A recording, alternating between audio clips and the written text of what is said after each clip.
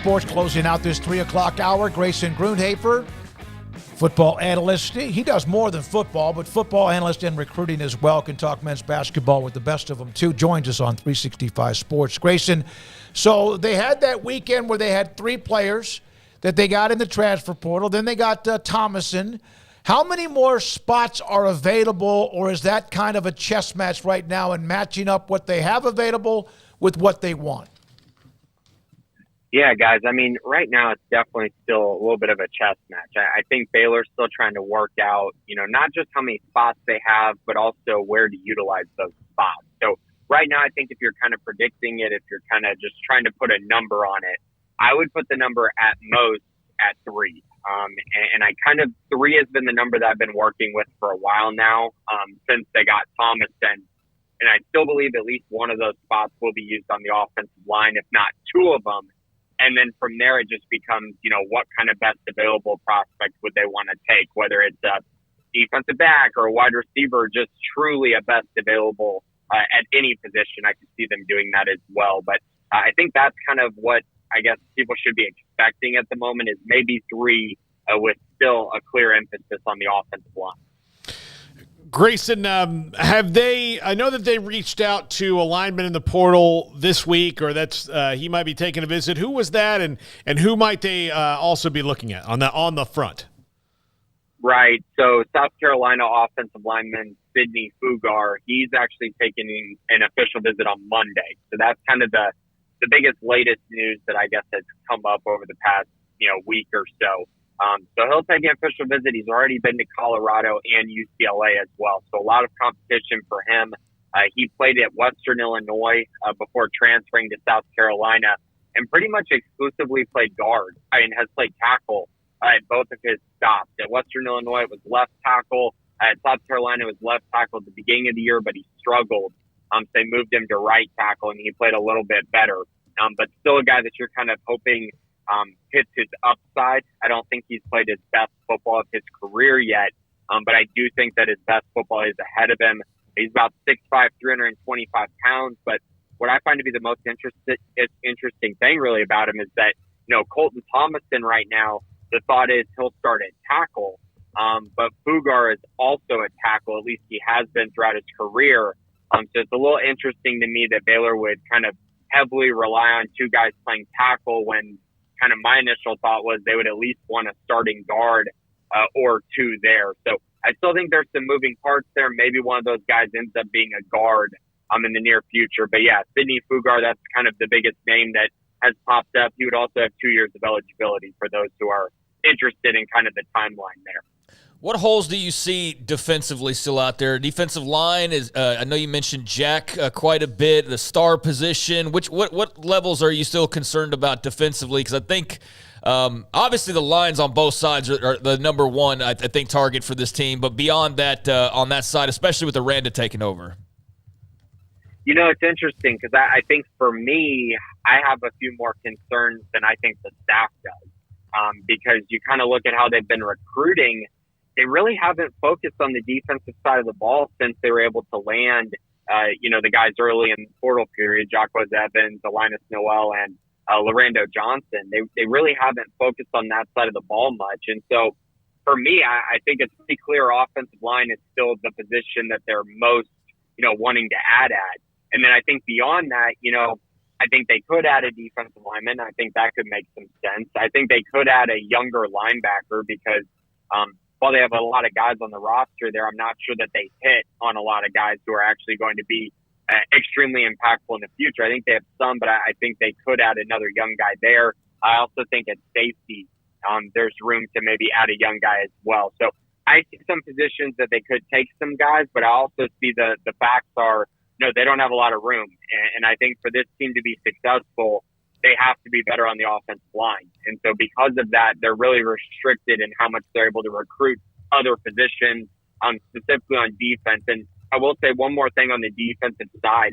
They were really young a year ago, and I think they're truly counting on, them adding just a couple guys on the defensive side and then saying, hey, you know what, we're going to develop these young guys being really good, impactful players this next year. And we don't necessarily need to take a ton of transfers. And we'll see if that works. You know, you got to be able to develop guys if you're Baylor. And so we're going to be able to truly find out if they're able to do that, especially with Dave Aranda taking over on the defensive side of things. We're getting into the portion of the semester where it's the semester's ending. I'm watching a lot of people around town starting to pack up, head back to the hometown or to wherever they're going for the summer. How surprised are you that as we get into the summer period that there's still not a starting quarterback named? I think at this point, my hunch was honestly after the spring game, since they didn't announce someone, I kind of expected them to just let it drag out into fall camp. Yeah. Really. And so I kind of think that's what's happening. I think it'd be very weird if you just came out with a graphic, at the start of June or whatever, naming a starting quarterback. So I think it just kind of tells me that, Sawyer Robertson and Jaquan Finn have done enough that, maybe both of them deserve a chance to win the job in the fall. And I think some people would have said that maybe Baylor should have done that in 2022 with Gary Bohannon and Blake Shapen, and they decide not to. So maybe it's a little bit of an adjustment there and just saying, hey, you know what? We're going to go into the fall. We're going to let these guys continue to compete. We got a new offense coming in, so let's try to see kind of how these guys grow and adjust over the summer and then go from there. So I would say after the spring, since they didn't name one after the spring game, it's not really surprising to me. But I would have told you that I would have been shocked, before spring ball. I would have been stunned if they didn't name one by the end of it, but we're already past that point now. Grayson, one of the most, digested and dissected comments from Dave Aranda from last season might have been when I asked him, do you think you have Big 12 championship caliber roster? And he said, yes, he did. And it was obviously they did not. And he was trying to maybe believe in the players that he had. Do you feel like this roster, based on what they have added, who they have coming in from high school, and what they have coming back that's a year older, is closer to that or not?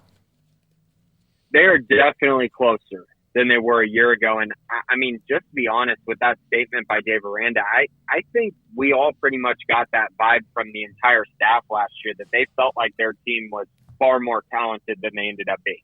And I just think it was plain and simple, just kind of a misevaluation of talent, honestly. And so you kind of saw that as the season went on. They just simply were not talented in multiple games last year where they got blown out. I think you look at this year, the emphasis on the transfer portal has been absolutely key. The fact that they've gone out and added some guys that are actually, really highly coveted from other schools and guys that, they're hoping to actually hit on these evaluations. And then I also think, the young guys on the roster that I think they were expecting to make a jump, I think now, you see them in year 2 or year 3. I think it maybe is a little bit more realistic that jump actually happens. And so I think in general, they're in a much better situation. I think that there's a belief there that they're in a better situation. I think what they've done in the transfer portal really, I think is going to solidify those things. And we can talk about scheme and all of that, those changes as well, which I do think will help. But I think they're at a point now where they go into almost every game this season and they're going to expect to at least be in it. But to be honest, guys, in the Big 12, this happens every year. The margin is razor thin. And so even if you have the talent to compete, it's those little things that have to go your way if you're truly going to be a team that, goes from 3 wins to 8 wins. They're going to have to hit on some of those margin things. But I do think their roster is good enough for them to be pretty confident that they can make a bowl game if they, develop and if they're coached the way they're going to need to be going into the season. Grayson, any news on the basketball front? Yeah, I mean, I think we talked last week, and they were able to land Norchan O'Meara, which was huge.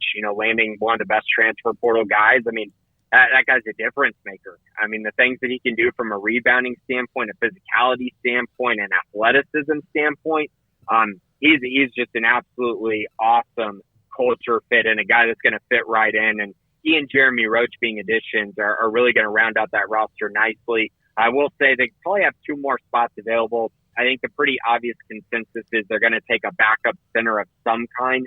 Maybe not someone that's going to play a ton, but someone that they believe can be, a role player for them. And then, of course, I do think they're also going to take another 4, a guy that's kind of more like a Jalen Bridges type, a guy that can shoot the basketball, but is closer to 6'6", 6'7", who you can count on to play, major minutes, whether that is starting next to Norchan O'Meara, or whether that's coming off the bench for O'Meara when he slides to the 5. I think they desperately need someone like that, and I think over the next week, I think they're going to end up finding a guy like that. Grayson, this is just from part of the conversations with college football about if whatever the future might be at some point, if there's a breakaway. How many teams do you think would be in any kind of an upper echelon level of the Autonomy 4? So if you're saying there's only 2 leagues, no, well, is that kind of what you're hinting at? Or just whatever that number might be, whether it's 2 conferences or 1 or 5 or whatever. Okay. How many teams do you feel like is a legitimate number of who should be included? I think 60 is the number. That's the number that I think that would be probably. I think that would probably be the high end of the number as well. But I do think that, when people start saying 48 or 40 or 36, that is too few schools. But if you get to 60, I think you can start making a pretty reasonable argument for certain schools being in it, certain schools not being in it. But I think 60, and that would essentially be three conferences with 20, or you get to the NFL model where, there's 2 conferences of 30 or 32 teams, and then you have your 60, 64 teams, then work it out from there. But I think that's kind of the number range that I would be looking at. All right, thank you very much, Grayson Grundhoefer, Sikkim365.com, 365 Sports Football and recruiting analyst. He's all over it. The different. I can't keep up with it. Don't want to keep up with it. And even now, more than ever before, you used to always worry about not worry, but focus on the high school players entering or coming to official visits or not. And now you have to add it into the transfer portal, which is a different animal completely. When we